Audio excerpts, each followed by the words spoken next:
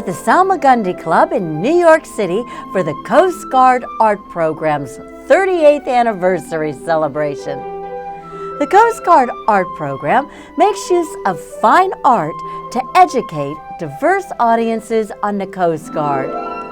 COGAP Art is a visual testimony of the unique contribution the service makes to the nation in its multifaceted roles as a military, humanitarian, and law enforcement organization.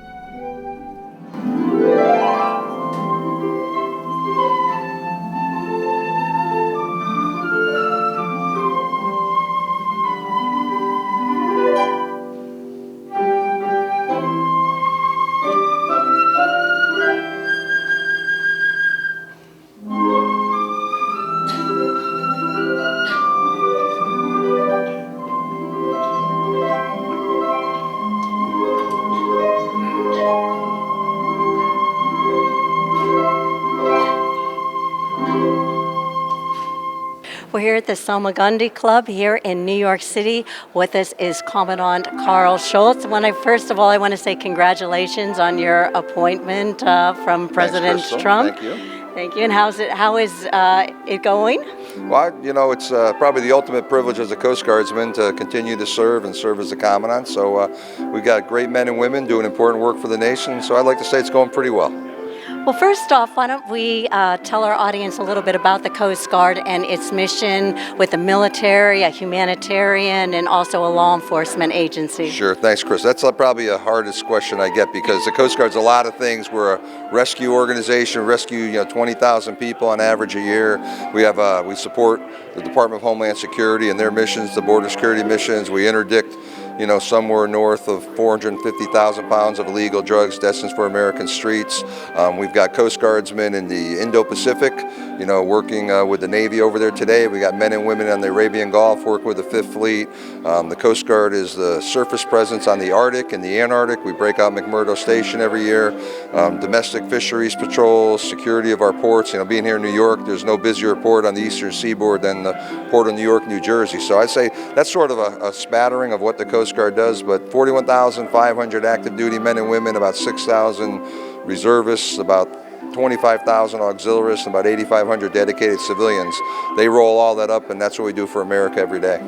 And here in Manhattan, it's an island surrounded by 520 miles of water, so that's a big job. It is a big job. Our sector commander here, Jason Tama, Captain Tama, who's here tonight, he's got a pretty busy job, and his team does a remarkable job. I've been up here a couple of times in the first year of my watch, and just always amazed with all the activity on the water, and the Coast Guard, a bit of the conductor to the orchestra, because there's container ships, there's a lot of petroleum products that move, there's recreational boaters, jet skiers, yachters.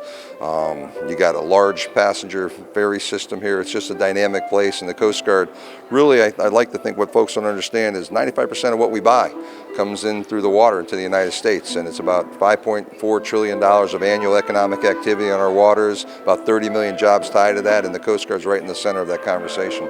Yeah, our ports, they're one of our economic kind of engines, key engines. Yes, ma'am. It is an engine. Now here we have Coast Guard Art, and these are all visual testimonies of some of the jobs and actions of the Coast Guard. They tell us. So this may be the hardest part of my first year because I've never been accused of being overly artistic, but I have the privilege of being here tonight and being part of the event. And there's 40 pieces of art from 30 different artists who donate their art to the Coast Guard. And I had the chance to walk around and look at all of them, and they all do tell a story and each one tells a unique story about the Coast Guard. We've got dog handlers, we've got national security cutters, environmental cases, boat stations doing rescues and surf. It's really remarkable if you get the chance to walk around and try to extract from it that piece of that very complex 11 statutory mission Coast Guard that we talked about earlier. And pretty soon we're going to see the, winner? I think the winner will be unveiled tonight here a little bit, which is going to be exciting. That will be exciting. And tell me, just for our audience, the training and for the Coast Guard. Sure. I saw a video about Cape May, and they said it's also very stressful. And I would say right now, this is a very stressful time with the Coast Guard, with the borders and all the problems we're having. I would tell you this, the good news story there, Kristal, is we get great young men and women that want to serve in the United States Coast Guard. Our brand is strong. Not too far from here, Cape May, New Jersey, we train our enlisted Coast Guardsmen and women. They come through there, and that's a pretty intense 8-week course of instruction there. We just graduated 240 officers from the United States Coast Guard Academy. Was up there a few weeks before the May 22nd graduation. On April, I forget the exact date, but mid-April we graduated 79 officer candidates. It's just a lot of new talent entering our ranks, and training's intense. We didn't talk about before is our aviators. We've got men and women doing rescue work, and generally those are dark, stormy nights where men and women shooting the engines out of drug smuggling boats. That's very precise mission. So we have the accessions, we have the ongoing training. We have the highest retention of enlisted men and women of all the armed services, about 40%. Our officers, about 60%. I think people value what they do, and it's an exciting time to be a Coast Guardsman. Well, to end this, I brought you a stamp. Okay. And this is from 2015. It was a 225-year celebration of the Coast Guard. It's got our aviation and our bark eagle here a little bit. Yes, and a commandant at that time, Luft. Yes. He said it portrayed the past and the present, but not so much the future, because I think that the future is also moving into the global war on cyber attacks. No, there's cyber, and I think Coast Guard up here in New York's doing some leading edge things with industry on cyber.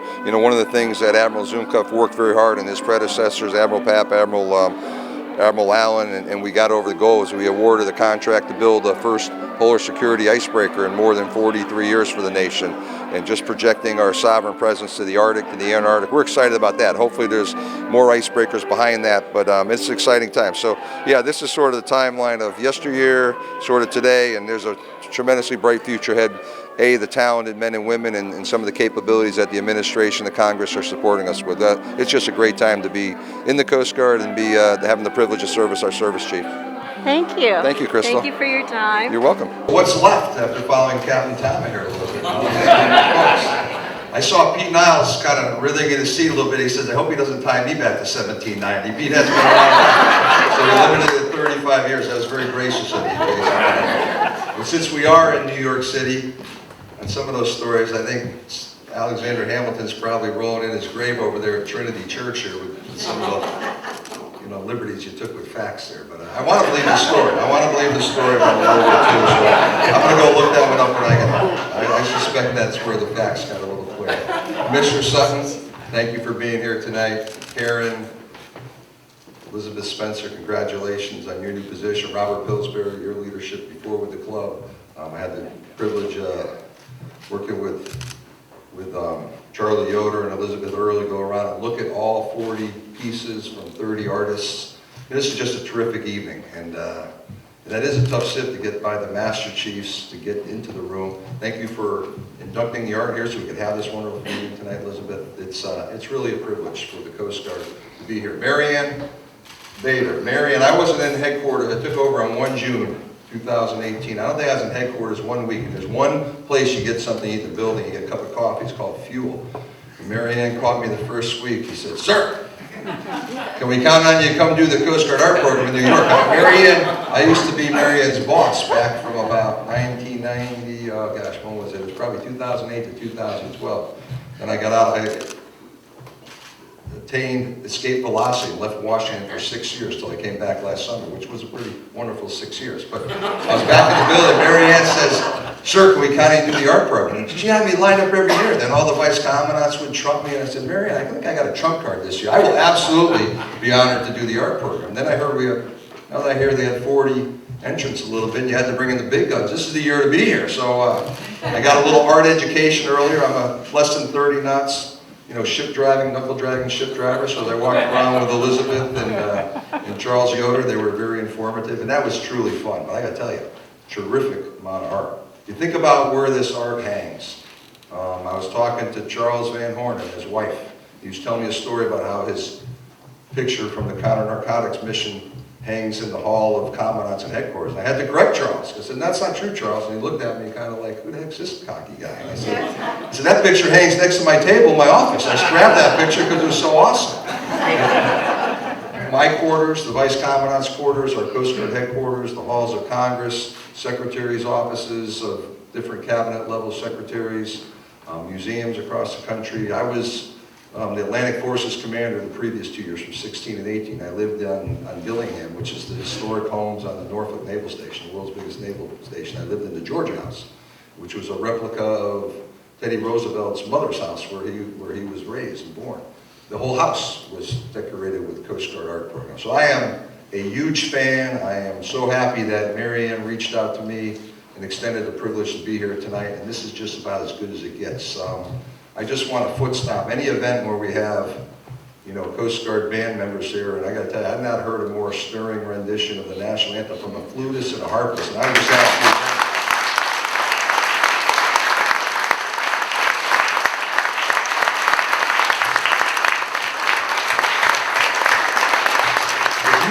Tonight, you walked around and looked at the 40 pieces of art, heard that, and went home. It's a great night. You know, it's just a terrific night. The Charlie Blaze, you know, what Charlie didn't tell you, he talked about that kid that he take around to all the air shows. I think you stopped and didn't tell us that kid is a Coast Guard helicopter pilot today. So how about that? Congratulations, Charlie.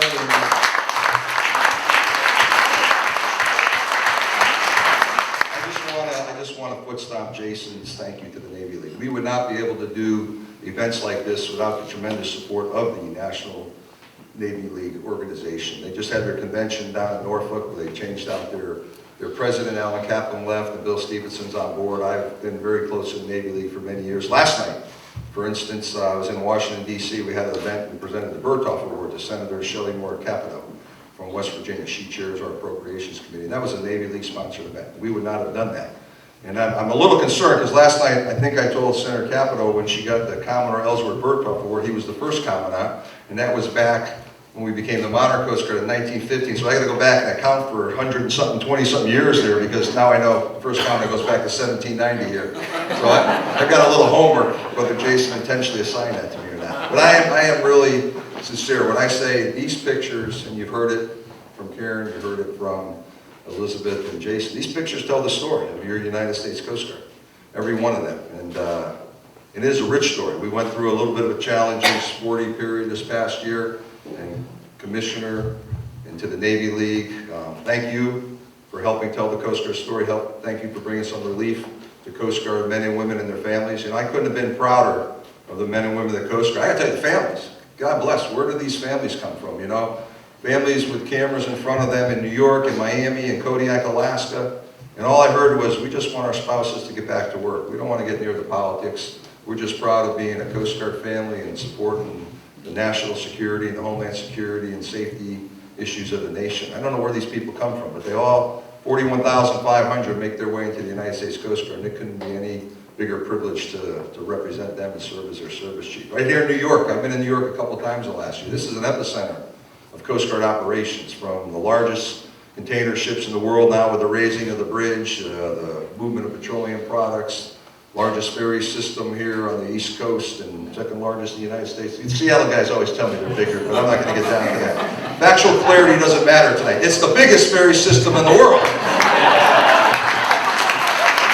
Tugs, barges, Will Smith running around on a jet ski, yachts.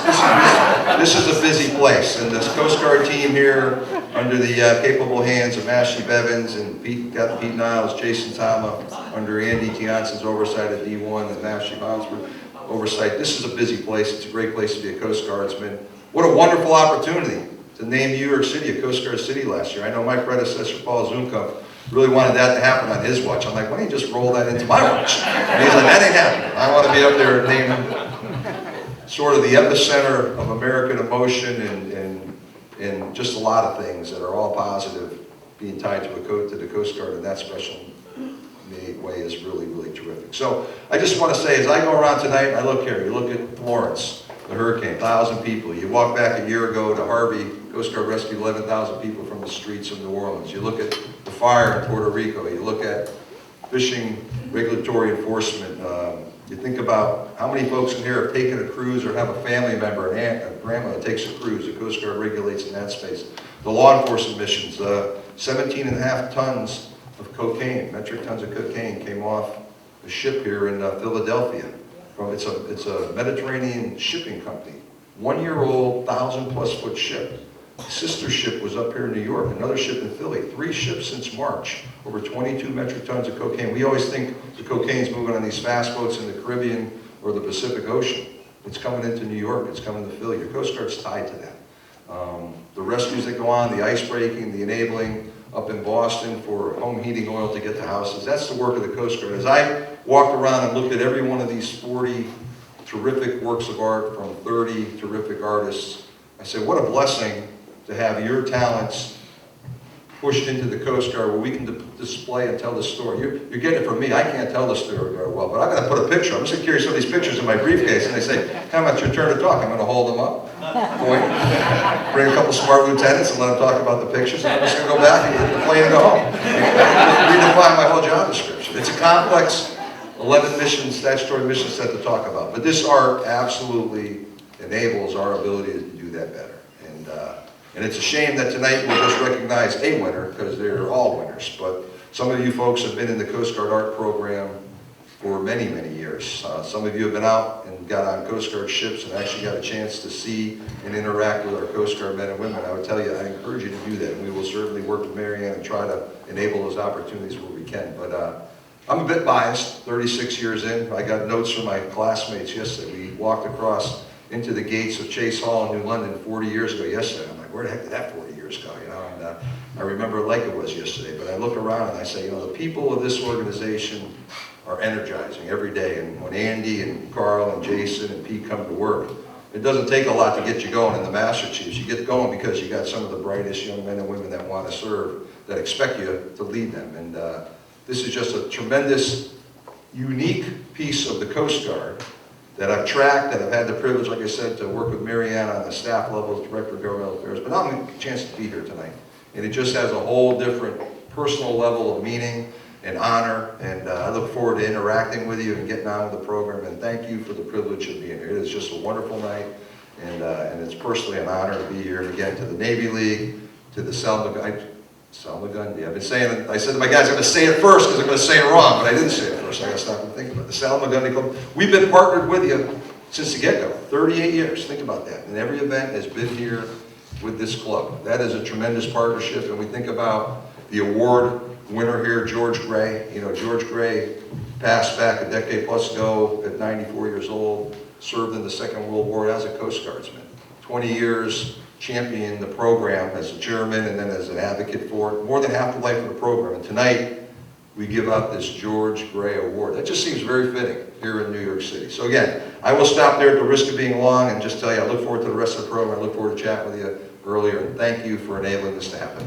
God bless.